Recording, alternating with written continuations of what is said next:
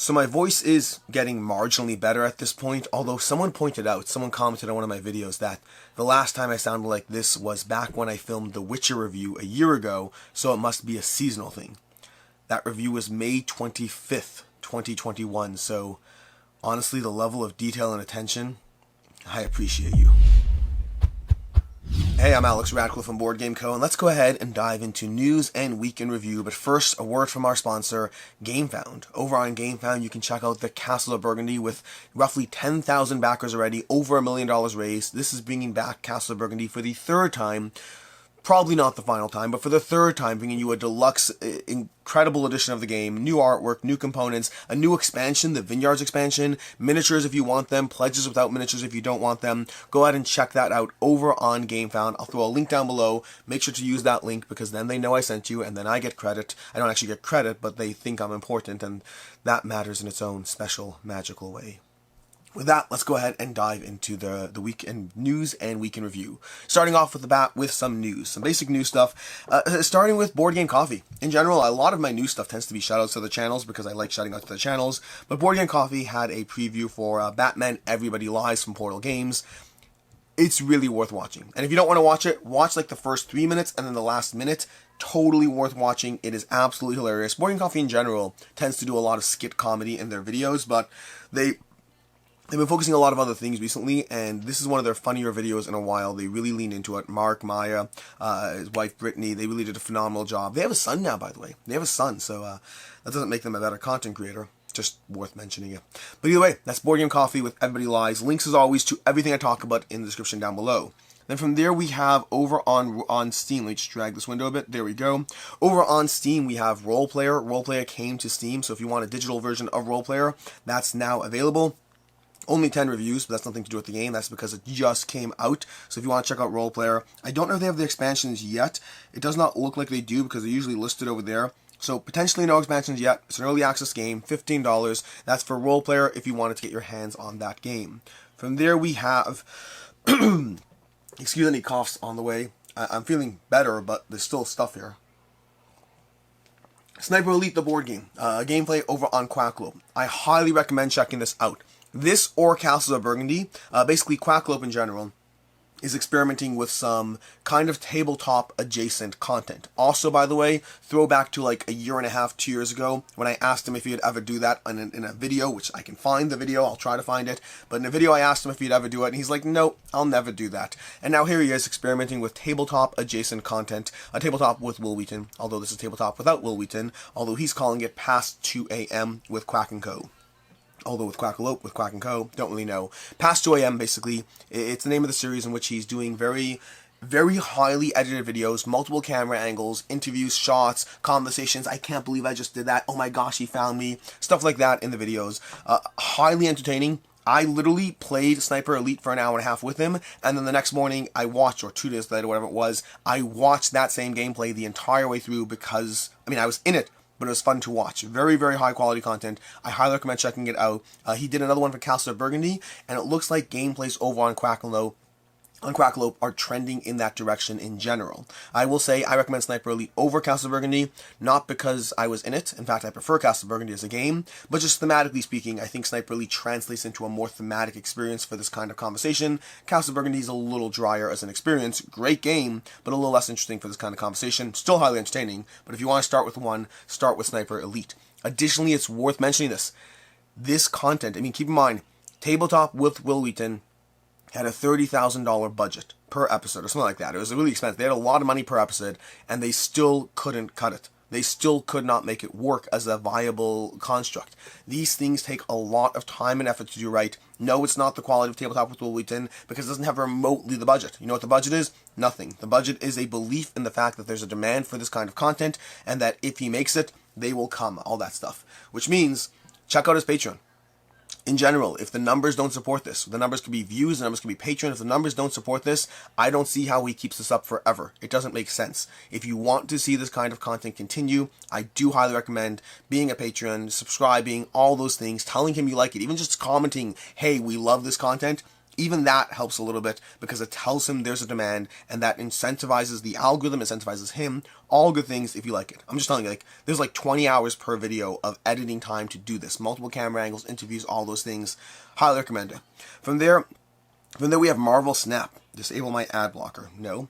Marvel Snap. Marvel Snap is a new card game from Hearthstone's former director. This is basically, it's a Marvel card game coming to, it's nothing to do with board games. It's board game adjacent. If you like Hearthstone, this is coming to you from the people who made Hearthstone. I highly recommend watching the video over here. Again, links to everything down below. But basically, they're coming out with a very fast-paced card game that is meant to be aggressive and quick and strategic and all those things. I'll reserve my judgment until I play it. But I do love Hearthstone. I do like Marvel. Those are good starting bases to see if it's a game for me. It might be aimed, in general, this is the problem with life in general.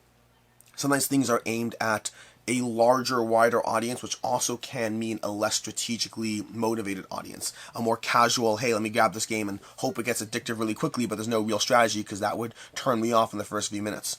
That can be a problem. I'm prepared to not like this game.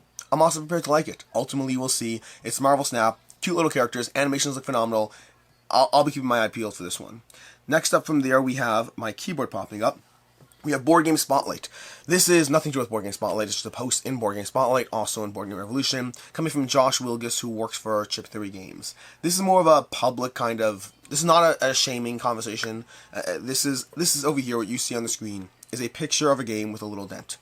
And apparently the customer in question, again, the goal is not to shame. Don't know who the customer is. You might be watching right now. You might not be. If you are, not about shame. It's just about understanding and conversations.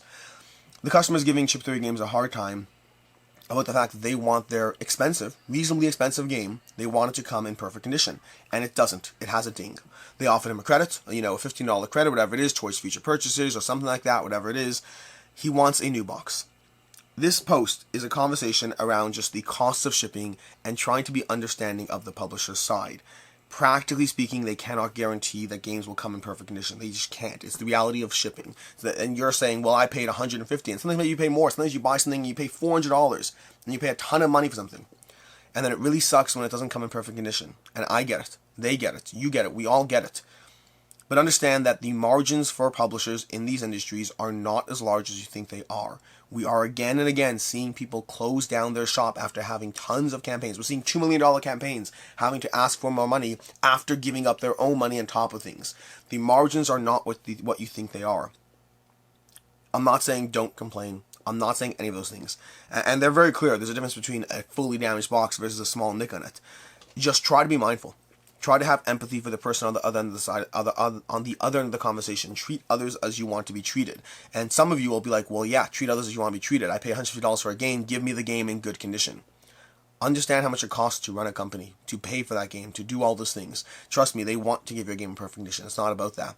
It's the balance of, at what point do you say, we're going to incur a collective $30, $40 of expenses because of that nick, because of something outside of their control. It's unfortunate. It really, really is. It's not an easy conversation. Again, this is not about shaming. This is not about anything other than really try to be mindful that there are people on the other side of the conversation who the companies are just not as profitable as you think they are. Every time a company closes, we see it. Every time another company says, hey, we just can't make it in the space, you're going to be left with all of you who love Copan. You're going to be left with the Comans of the world if this is what you do to companies that are trying to work with you. Try to understand that there's two kinds of companies. Well, there's multiple kinds of companies, honestly. This is a long conversation. I don't want to go down this rabbit hole too far. Understand there are a lot of companies out there, and a lot of them are trying to work with you in different ways, and there are no perfect answers. Just have empathy. Next up, we have Gloomhaven. This is not loading properly. Let's go ahead and hit that little thing so it can pop it up in full screen. That didn't pop it up in full screen. It's okay. We'll move onwards. Gloomhaven. Gloomhaven's coming to consoles. In case you're interested in Gloomhaven Digital, but you don't have a PC, you don't have Steam, you just have your Xbox, your PlayStation, all that. They're coming to consoles. Don't know exactly all the ones, the details, and all the stuff, but they are coming to consoles in Gloomhaven Digital. This is in addition to the fact that they just came out with Jaws of the Lion over in Gloomhaven. They are now coming to consoles as well. I finally had the chance to dive into Gloomhaven Digital. It's really smooth. It's really smooth. The only reason I have to own physical Gloomhaven at this point is because I need the tiles from physical Gloomhaven to play Crimson Scales. So if we can get Crimson Scales over on digital, that'd be perfect. Otherwise, this is really huge. It's really huge is all I'm saying. Anyways, from there, moving on to game news. I mean, technically, some of these things, things like Role Player and Role Player coming to Steam and Gloomhaven Digital, those are kind of game news adjacent. I kind of separate like new game stuff versus porting over to digital. I put in news versus game news. It's all semantics. Ultimately, there's timestamps and links to everything, so you can choose what you're interested in. But we have, coming to the game news, we have Journey to the Serrated Coast of Nalos. We have Frozen Expanse, Ice Wrap Step, we have Hornhelm. We basically have 3 new map packs. It looks like 3 new map. Is it 3? I think it's 3 new. We have 3 new map packs coming to you for Role Player. This is basically Thunderworks Games. They just brought out the last 3. They're coming out with another 3 now, in case you are not yet done with the last 3. I barely dove into the last 3, so I don't need these yet, but it's always nice to have more content, especially if you are a hardcore fan of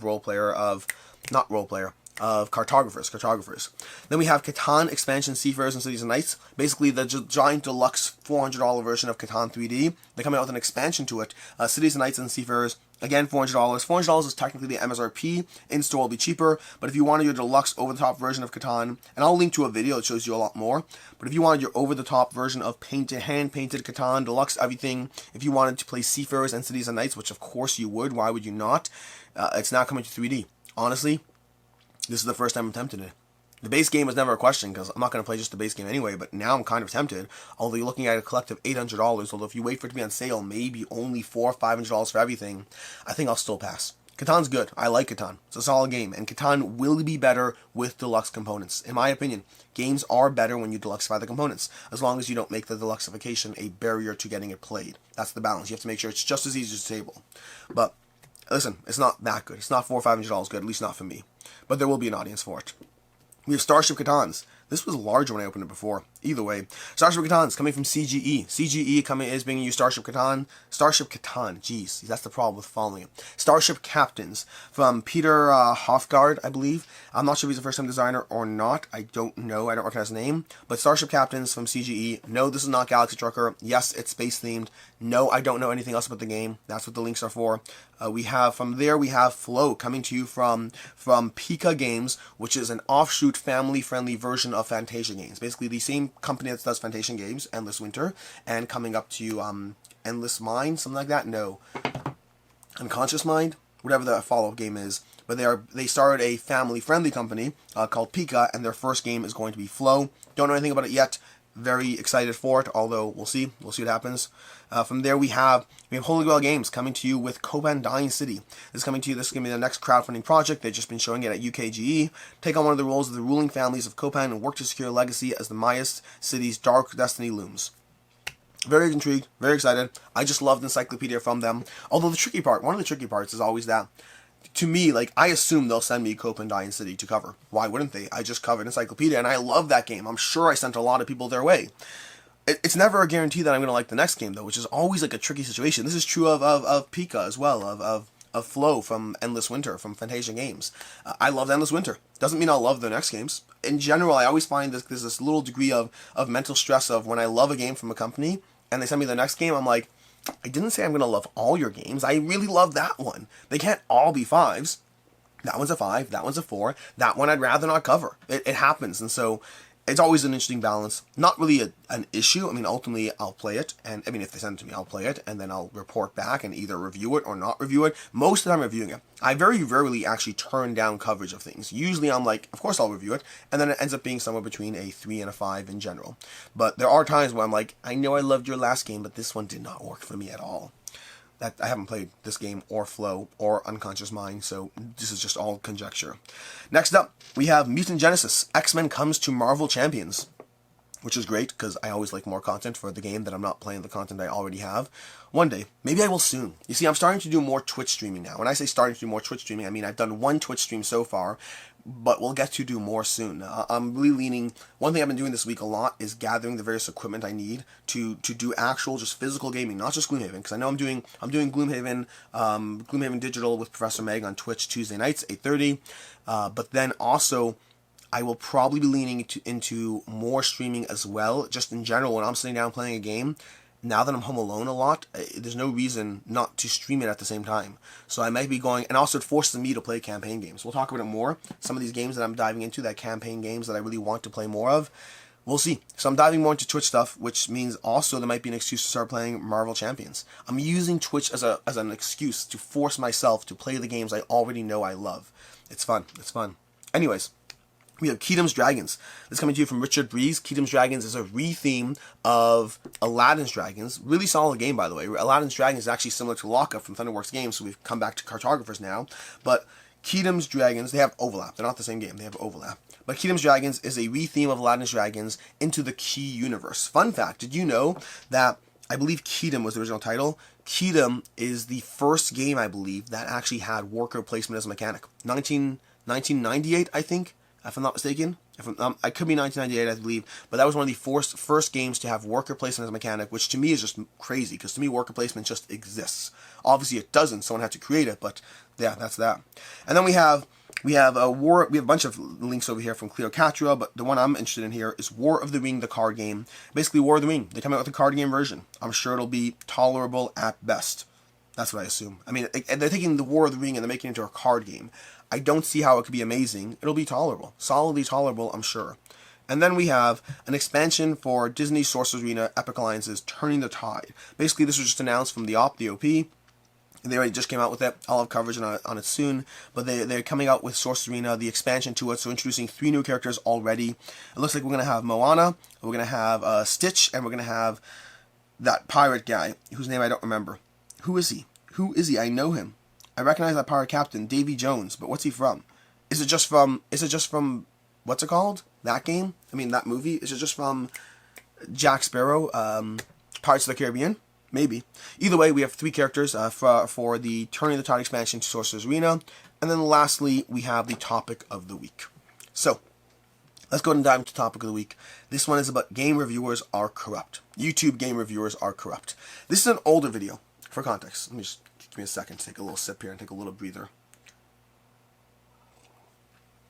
So this was posted on Facebook by the Hexy Beast.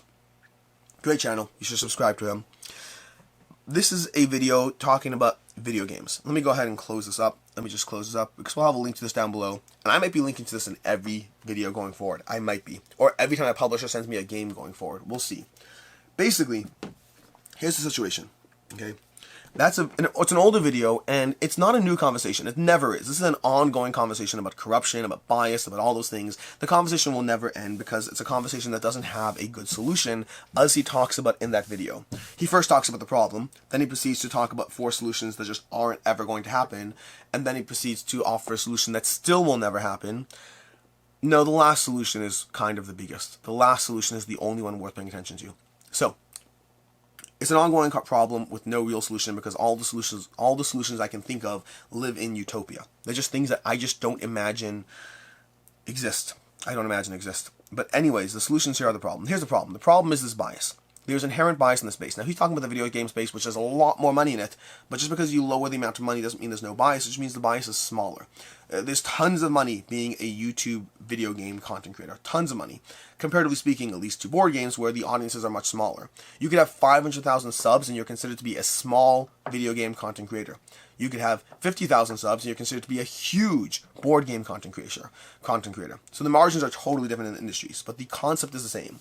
The concept is that of early access. When you get a copy of a game from a publisher to review, to cover in some way, shape, or form, whenever you get such a copy, there introduces inherent bias. And there's 2 kinds of bias. One is more solvable than the other. The more solvable kind of bias is the one of the monetary value of that item. Hey, I got a $35 game. I just introduced a $35 bias. If I review that game harshly or in some way more negatively than the publisher wanted, maybe I won't get a $35 game in the future. Maybe now to cover that game I have to spend $35 myself. That is an overcomable problem. It is. I'm not saying it's easy to overcome, but it is far more overcomable because there's a simple financial conversation at play, and it's not a very high bar financial conversation. I think it is a problem. I think it is an overcomable problem. The real problem exists in early access. Early access has a harder to measure monetary problem that still introduces a bias that is much, much harder to solve. Review copies, one thing. Getting paid by a publisher, one thing. Getting early access, that's the hardest one in my opinion. Because the ecosystem doesn't allow for a good solution. Early access refers to two kinds of things. Generally, in the board game space, generally it would be preview content for Kickstarters. I can only get this game, I can't buy the game. I can back the Kickstarter, I'll get it in a year like everyone else. But if you want to see the video on, what's a game? Tainted Grail. If you want to see a video on Tainted Grail, speaking of which, by the way, Gamefound it just sponsored this video, okay? So I'm going to go ahead and review Tainted Grail at some point. I'm going to review whatever, if they send me it, I'll review whatever content they have for the upcoming Tainted Grail. I just put out a review on Castle of Burgundy. I love Castle of Burgundy. Maybe I gave Castle of Burgundy a 5 because I like the relationship with Awakened Realms. I mean, maybe, but I love Castle of Burgundy and I've loved it for like 10 years, so whatever. But the concept exists. And the concept is you get early access to a game. If I want Tainted Grail from Awakened Realms before Tainted Grail exists, then they send it to me and I cover it and I get views and I get subscribers and people pay attention, or they can watch the review that comes a year later after the 5 people who cover the campaign already got the majority of the coverage. Early access is something you can't buy your way out of. And to that end, being negative in early access content is absolutely a concern. It's a bias, there's no question. YouTube reviewers are corrupt. That applies to anyone in the space who in any way has an affiliation, whether personal or professional, with a publisher. There's definitely a degree of corruption. Corruption is a strong word, but the point's relevant. And it's absolutely something you should be aware of. Because on my end, when I cover a game, one of the things he talks about in this video, it's worth watching. It's like 12 minutes long. Honestly, you already spent way too much on this video. Watch that video. But it's 12 minutes long, and he talks about things like just even soft tuning your words. The game is lighter than my taste, versus the game has no decision making. Those are two different sentences that might be similar. They might be very similar. I might say this game is far lighter than what I like to play in my games. That's a very different sentence than the amount of decisions you can actually make in this game is just not good. Those are two sentences that say similar things. Inherently, if I say it's not good, I mean to my taste inherently. But I might soften my words and go with the latter. And by the way, I always try to soften my words and go with the latter. I prefer it. I don't love shoving my opinion onto the world. I like being mindful that my opinion is just my opinion. But maybe it comes from bias. Maybe it comes from the fact that I don't want to mess up or jeopardize a relationship. I don't want to not get access to those games in the future. It's one of the reasons why when covering a final retail game, I will give it whatever score, I will cover it, I don't care, I will. But when I cover a non-retail game, I am more mindful. When I cover a preview, something that doesn't exist yet, I'm more mindful of the fact that, hey, if it's lower than a 3, I might just offer not to cover it. It's not finished yet, it doesn't really exist. I'll be more mindful of that. But part of that is biased to the fact that I don't want to give a final Kickstarter game a 2.5. They probably won't send me something in the future. It's likely to happen. I mean, and I am cutting off a source of someone who will send me things. I can afford to do that. I have more than enough games coming my way anyway. I can afford to cut off some sources, but I gotta be mindful. I have to balance it. I can't cut off all sources. There's absolutely bias in the way we approach the conversation. I'm not saying people are lying to you. I don't think most people are. I say most people. I just don't imagine most people are. I think it's too easy to corrupt your own reputation. But if you come to me and you say, hey, by the way, Alex, that game you talked about, it's super light, I can easily point to the fact that, hey, I said it is too light for my taste, you should have taken that, as opposed to I said, hey, the game's just way too light, I can't understand why anyone would like this. Those are similar sentences. One gives me the fallback of protecting my reputation, but protects the publisher at the same time. Either way, I don't want to rehash the entire 12-minute long video.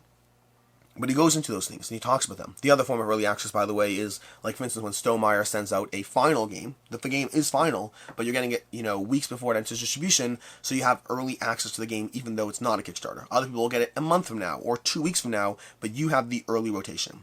All of it is early access. All of it is early views. All of it are people who will watch that review more than your review. Yes, you may have your hardcore fan base that will watch your review because they like your content, they want your opinion, but you will still get more views if your content is early. It's why YouTubers, in general, whatever space they're in, they always prioritize Cult of the Now, myself included.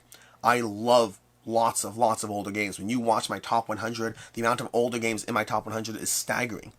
But yes, some of them, most of my content on games is going to be newer stuff because that's where the eyeballs are. That's what people are paying attention. And you're like, but not me. Great, not you. But 90% of them are. And so I have to cater to 90% if I want my channel to grow, if I want people to subscribe. There's always going to be bias in this space. At the end of the video, he talks about a few potential solutions, all of which don't work. And he owns that. He talks about the fact that maybe there's just a conversation where YouTubers just don't accept early copies or any copies from publishers. He acknowledges that that's never going to happen. That's a fairy tale land. And I'm telling you that right now for myself. I'm not even going to talk about anyone else. I will not do that. I will not say no to something that will help my channel grow. I will be mindful of my bias, and I'll try to approach it, and I'll try to be as fair and direct as possible because my reputation matters to me. It does not mean bias does not exist. It does not mean I'm not mindful of my words. It does not mean I won't sometimes say, hey, I'm not going to cover that. Bias absolutely exists, and me being mindful of the consequences of the decisions I take absolutely exist. I hope that my coverage in general will result in people being more interested in sending me games than not. But the reality is, I have to be mindful of the consequences. I always will be. I will never lie to you, but there's a difference between lying and softening your words or adjusting the conversation. Absolutely a difference. And so that's one thing he hopes for. One solution he talks about, and he acknowledges it will never happen. The next solution is, hey, maybe just the publishers never send out early access copies. And he acknowledges that will never happen either. Again, why would a publisher not send out early access copies when it effectively is their marketing campaign? They're trying to get a whole lot of buzz and hype and pre-orders day one, and why would they not? Then he talks about a third possibility, which is theoretically the most plausible, but also still wouldn't work, which is kind of an infrastructure middleman network. You send things to the middleman network sends it out to other people, and they control the distribution. But again, it's kind of the same problem there, which is you're asking the publishers to sign up for a agreement that they will always respect the fact that they can't choose who gets what review copies, and that opinions don't matter. But publishers are being mindful. Again, the margins in the space are not great. Few publishers, in fact, Stonemaier Games does take a stance that they don't watch reviews. They specifically say your coverage of a game does not affect whether you get a future copy. Whether you cover a game or not does, but how you covered it does not affect things. We don't watch reviews to not bias us. And so most people, though, don't take that stance. Most people have to be mindful of the fact that, hey, Dice Tower Foursquares just put out a video trashing the game. And sometimes, by the way, sometimes it's not always just about, sometimes it's easy to pick up on the fact that a game got a negative review because of how large the impact is, even if you don't watch the content. And so that's a factor too. But again, most publishers would not sign up for that. And he ends on a final note, which is, I think, the note that is the most important, which is the note that I will be bringing up today, and why I will kind of want to link to that video in every future review I do that has early access content in it. Although the problem is people aren't going to watch this, can be buried in the description. I'm not going to talk about it every single video. The final point he talks about is awareness. That the most important thing is that you're aware of this. The problem will continue. There's an ecosystem that rewards it. There's an ecosystem that is... You're asking people to make decisions that are against their best interests. And everyone has to do so, or it doesn't work. If I'm the only one who pulls out of doing early access coverage, it doesn't help anything. And so I'm penalizing myself without helping the system. You have to have everyone kind of in tangent agree to do it, which is just, again, it's theoretically possible. I don't see it happening. And again, I'm not going to do it. If everyone agreed to do it, I would do it. But I'm not going to sit there and, shoot myself in the foot to make the world a better place if it doesn't make the world a better place, if that makes sense. But awareness is a thing. Understand that awareness of this problem is something you should know about. It's why you'll see, 30 copies of a game going around before it comes out, and you'll see tons of positive coverage around the game. Sure, there'll be that one guy who was negative. Often a smaller channel, with less to lose. Understand that there's a degree of hype and bias in all the coverage you see. I don't think people are lying to you. That's not what I'm saying. I know I'm not. But there's modification of words, adjustments of small complaints, talking about a complaint without highlighting a complaint. Things like that can absolutely exist. Just be mindful of the possibility and try to look past just the final rating or just the highs, and try to look into, if someone says, hey, the game's a little lighter for my taste, understand that might be lighter for your taste too. Don't just dismiss it. Don't let your desire to want to like a game overrule what the review is actually telling you, no matter how soft-spoken it might be. Whether it's my content, whether it's someone else, just try to be aware. And that's the topic of the week. A conversation we will continuously have on this channel forever. I actually have an upcoming video, I believe. An upcoming video on, I have an upcoming video on wards. Not on wards. I'll make videos on wards. I have an upcoming video on why I don't like being negative in games. I filmed that like a week ago, 2 weeks ago, so we'll get to it eventually. Anyways, it's unrelated to this topic, is what I'm saying. Anyways, let's go ahead and go into what I played. Most of my plays are logged. I finally caught up, although not all my plays are logged, but most are. Okay, so we have the following. We have Gloomhaven. Dove into Gloomhaven with Professor Meg. Did a bit of a pre-round session before we did any of our actual film sessions. I had Luna Rush. I got a play of Luna Rush in. That's gonna be an upcoming Kickstarter game. I have component complaints I have, and then I have wonderance about certain aspects of the gameplay, but I really liked it. From what I saw, I really enjoyed it. I can't even take myself seriously now. I'm telling you about an upcoming game that I played on TTS that no one else has access to, and I'm telling you I really enjoyed it. I can't take myself seriously. I enjoyed it. It was a solid game. Again, I have nitpicks. I have complaints. I need to play a full game. I didn't get a full game in. I will be diving into it at some point. I got another play of Zia, Legends of a Drift System. Zia. I get like corrections on this all the time. I don't actually ever... I need to take the time to find... Here's the problem. Part of the problem is I've gotten different corrections on this. I've gotten different corrections. I might just reach out to Cody and ask him how to pronounce it, because I've gotten different corrections, which makes me not take the corrections seriously. I'm sure some of them are right. I just don't know if they are. But I got a play of that in. Solid game. We'll talk about it more. There'll be a gameplay. There'll be a past 2 a.m. gameplay over on Quackalope of that. We have the Guild of Merchant Explorers. Got a few plays of that one in. That's not on the table. That's an upcoming review today. Guild of Merchant Explorers from AEG. We'll talk about it more today. We have Crokinole. Got in some more Crokinole. Solid game every time. Got in some more Crokinole. Got in some more Guild of Merchant Explorers. Got in 4 plays of Timeline Inventions. More coming soon. But 4 plays of Timeline Inventions, or just Timeline in general. I have them all mixed together. I just log it as inventions. I use BG stats for my logging. But Timeline in general, game that I really like. I have not played it in like a year plus, but my daughter wanted to play something light, and I pulled it out, and we really enjoyed it, and we proceeded to play it a whole bunch the whole weekend. Got another play of Skyrise in. Skyrise, I'll have content on that coming today again, so we'll talk about that soon. We have Septima. Gotten a single play of Septima. Septima, which people have been asking about. I mean, the amount of hype for this game is insane. I had this in the back of one video, and people were like, excuse me, Septima? What's going on here? I'll have more content on Septima soon. I need to dive into it more. No opinions yet. We have Endangered. I got another play of Endangered in. I'm very torn on Endangered. I'm very, very torn on it. I've gone back and forth. I need to play it a bit more. I've gone back and forth in my opinion with each play, and which is not a good sign for the game, by the way. It's not a good sign. Games that I don't have consistently good experiences go away. I'm going to be giving it another play, then probably reviewing it, and we'll see whether it stays or not. And even if it stays, until I get consistently good plays, it's in danger. Endangered. That's funny. We have Crokinole. We have more Crokinole. We have more Guild of Merchant Explorers. We have another Skyrise.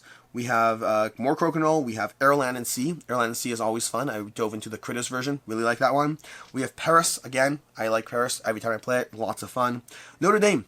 Notre Dame is probably leaving my collection, which is sad. I really like Notre Dame. Or I really liked Notre Dame for a long time. But I played Notre Dame. Haven't played it like a year and a half. And it was good. But it wasn't the same level of good as other Stefan Feld games I've played recently. I think it's time for Notre Dame to go, unfortunately. It is one of the faster Stefan Feld games. I do give it credit for that. But there are other games I'd rather play if I'm playing a game for 45 minutes. Notre Dame is very, very solid. I just don't think it's variable enough in the experience. We have Cockroach Broker. Always a fun time. Timeline Inventions, Timeline Inventions, Timeline Inventions. We have Endless Winter Paleo Americans. Got in a play on Twitch over there, someone else's channel. We played the game with the expansion. First time playing with expansions. I played with one expansion, like 3 modules. Enjoyed all of it. Cave Painting expansion. I enjoyed all of it. It's the same Endless Winter goodness that I like. Some of the modules I actually really liked. The expansion I liked, but the modules I really liked. There's some more animals, some more tokens, some more tiles that go on the main board. Still, I love Endless Winter. We have Tainted Grail. Dove into Tainted Grail for the first time. What am I hearing upstairs? I'm hearing some kids. We have all the kids home upstairs. Anyways, Tainted Grail. Dove into Tainted Grail for the first time. I just played the tutorial so far. I'll be diving into it more this week. Probably filmed on Twitch or maybe Patreon. I have to double check. I've done Patreon. I'm doing more Patreon content in general. I mentioned this last week. I have a solo burn cycle Patreon thing that went up already. But I will have... I think I'm doing Tainted Grail on Patreon, possibly, and Twitch. I'll figure it out. I don't know. We have Resident Evil 3. Gotten a bunch of plays of Resident Evil 3. I have not logged the second one yet. Resident Evil. I'm starting to dive into it. We'll talk more about why they're on the table shortly. Then we got Of Dreams and Shadows. Played that from Greenbrier Games. Got another game of Dreams and Shadows with the expansion. And then what else do I have? I feel like I've logged. I played Steel Coliseum. That's a TTS game. It's a game currently on Kickstarter. Got a play of Steel Coliseum. Enjoyed it. Didn't necessarily... I enjoyed it. I need more time to... It's a single play, so it doesn't really count for much, but I'm not doing review coverage of it. Just wanted to get a feel for it. But yeah, that's basically Steel Coliseum, and we'll talk about that. Which means it's time to go into, well, the weekend review. Wow, this video is long. I apologize. I think I talk a drop slower when I sound like this. Maybe this is a lot of news. I don't know. This video is long. Anyways, so Diving into the weekend review. Saturday was a review for Bark Avenue. I like Bark Avenue. I didn't love Bark Avenue. It's pick up and deliver, which is a mechanism I don't care for that much unless done really well. It was done well, but I don't know if it's done really well. And the second problem is I just don't care about the theme. I'm not a dog person in general. I think it was a fun game. I think if you like dogs, it's a solid foundation of a game, but I'm not in love with it. Then we have Saturday we had a review for Foundations of Rome. Love that game. I gave it a 4.5. Easily half a point is being added because of the miniature production. That game is a lot of fun and it's beautiful every time I play it. Still loving Foundations of Rome. Solid game. I think there's another Kickstarter coming. I've heard rumors about this. I don't know if it's happening or not. I think there'll be another Kickstarter. We'll see, but we'll find out. Anyways, we had Sunday. Sunday was a video of when do you get rid of a game. Going over a whole bunch of reasons of when do you get rid of a game or not. Just reasons of what I'm mindful of when I'm trying to think of when is it time for a game to leave my collection. So for example, what was the game I mentioned? Endangered. Endangered is a game that gives me inconsistently good plays. Inconsistently good plays means a game will leave every time. If I can't rely on you to give me a good play, it means I'm less likely to pull you off the shelf, which means I'm going to pull something else off the shelf instead. On Monday we skipped our to-back or not to-back video. We'll have one this week. But Monday was all the late pledges. Going over 100 games, lots of late pledges. The link disappeared at some point. I think YouTube got rid of the link because of spam or something. It's deleted entirely. I'll have to go figure out what's up with that. But anyways, all the late pledges in case you're interested in all the potential late pledges available. Not all, because I can only do 100 and there's 160 that I know of. I had to cut a whole bunch. There's sometimes you have to cut stuff. It just is what it is. Then on Tuesday was 3 videos. We had a review for Sniper Elite, really solid game, gave it a 4 out of 5. Biggest problem with Sniper Elite is that Mind, MGMT, Mind Management, and Beast have overshadowed it for me. Mind Management and Beast are fantastic games. Sniper Elite is very, very good. And so Jesse was surprised when I gave it a 4 in the review. He's like, why'd you give it a 4? You gave it a 4, it's gone up for you. I was like, no, it hasn't gone up for me. I like the game from the get-go. Just Mind Management and Beast have destroyed that genre for me. Not everything can be the best game ever. There's a degree of relief, honestly. When I played Sniper Elite, and this is biased against the game, but when I reviewed Sniper Elite, I was a little bit mindful of the fact that when I played it, before I reviewed it, when I started playing it, I was like, I hope I don't love this game, because I cannot love 3 hidden movement games in a row and be like, this is the best game ever. If you say that about every game, people don't take you seriously. And so I was kind of happy that I really liked Sniper Elite, but I just really liked it. It was not the best game ever for me. It was a solid hidden movement game that I really enjoyed, and Mind Management and Beast destroyed the genre for me as of right now. Then later on Tuesday, we had a review for Castle of Burgundy, 5 out of 5. It's been in my collection for 10 years. If that's not a 5 out of 5, I don't know what else is. I mean, well, honestly, to be fair, 7 Wonders has been in my collection just as long. Those are the 2 longest standing games, and 7 Wonders is not a 5 out of 5 for me. Different strokes, different places they have in my collection. 7 Wonders is a solid 4 out of 5 for me. Then later on Tuesday, we had an interview about Castle of Burgundy with Marcin from Awakened Realms, just talking about the campaign, upcoming stuff, the announcement of the expansion, all those things. Most of it probably less relevant to you, although there were hints and teases of things to come during the course of the campaign, including the fact that more miniatures seem likely. Not guaranteed, but seem likely. On Wednesday, I had a video if I could only keep 10 games. If I could only keep 10 games, period, that's it, only 10 games, what would I keep? And so I went through that. There will be a follow-up video because, as many people pointed out, I cheated by having expansion-heavy content. And so if I could only keep these 10 games with $2,000 worth of content and £500 worth of board games, what would I keep? And that's a fair critique. So I'm going to be doing a follow-up video if I can only keep 10 games, base games only. It changes the list decently. I have to figure it out. I have not finished it. It might be next week. It might be the week after. I don't know. But it changes the list decently. Then Thursday. On Thursday we had a channel updates and giveaway announcement winners. This is basically updates to the channel in general, things I've been up to the past few weeks, things I hope to do over the next 9 months, as well as updates to the various giveaway winners for the giant $1,500 giveaway I did. There will be more. I want to do more. What I'm doing right now is I'm saving all my highly rated games to give away instead of sell. That's my current goal. So whenever my goal, I don't know for sure what I'm doing, but my goal is anything I would rate a 4 and above, when I would get rid of it, instead is going towards a giveaway. So I'm still going to get rid of it, but it's going to go on a giveaway. If I love a game, I kind of want to do giant channel giveaways once every 3 months, as opposed to just slowly getting rid of them. 3.5s and lower, you can leave, that's fine. 4s and higher, I only get rid of because it's a compelling reason as to why I'm getting rid of them. And so I want to, we'll see. We'll figure it out. Anyways, that is that. On Friday, Friday we had my favorite miniatures. Just a video. It's my regular deluxeification video that I do once a month, but instead it was focusing on miniatures, focusing on like 7 or 8 games with miniatures, talking about different pros and cons, different aspects. Not completely my favorite miniatures, just a lot of solid miniatures that I wanted to highlight or showcase or whatnot in some way, shape, or form. And then on Saturday, that brings us to today, which is Saturday. We have 2 things. We have a RuneScape Kingdoms gameplay. Well, first we have a review for Guild and Merchant Explorers, and then we have a review for RuneScape we have a playthrough of RuneScape Kingdoms, playing it on TTS with Steamforged Games. I know I said earlier that Skyrise was getting coverage today. It's not. I lied. Skyrise was going to get coverage today, but the campaign was pushed off, so Skyrise will get coverage later. But whatever, that's the situation there. So today we have Guild and Merchant Explorers, and then we have RuneScape Kingdoms gameplay. Is it called RuneScape Kingdoms? I think so. I keep forgetting what the last name is. It's RuneScape something, but I think it's Kingdoms.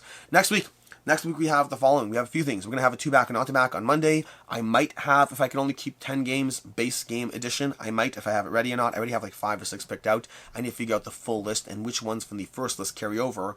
And do I even include those? Because it would be too boring to include those. I'll figure that part out. We'll get to that. And then I'll also have upcoming Kickstarters for June in next week as well. Probably on Sunday. Probably. Maybe. We'll see. And then, lastly, the games on the table. We have Septima and Brett Walda, both prototypes I want to dive into more. Well, Brett Walda I haven't played yet. Septima I've played, want to play it more. We'll have coverage on both, I'm assuming. We will have, and then we have Resident Evil and Tainted Grail. I'm currently going through these campaigns. I have a bunch of games I'm picked out. Right now I'm going through Gloomhaven, Tainted Grail, and Resident Evil as my 3 active campaigns. Gloomhaven with Professor Meg over on Twitch, and Resident Evil and Tainted Grail solo by myself, possibly streamed to Twitch, possibly not. Some Patreon content as well, and these, again, solo. I'm trying to figure out a way. For me, the balance is just I'm doing more of this gameplay content for myself. I feel getting it out there in some way makes sense. Right now, it's a combination of Patreon. I'm slowly moving it over to Twitch as well. Maybe I'll do a dedicated channel. I don't know. I'll figure this stuff out later. But for right now, I'm just trying to figure out how to have fun. And with that, we're going to call it a wrap on the Week in Review. My voice is slowly getting better. I could talk. If I try harder, I could talk. Let's try. Hey, my name is Alex Radcliffe from BoardGameCo. If I talk over the voice a bit with a slightly harder pitch, you can still hear it, but it's not as present. So you see, I could do that. I could, but that's straining my voice for 45 minutes, which is too much work, at least for now. I'll get better soon. In any case, thank you for being here, and have a good one.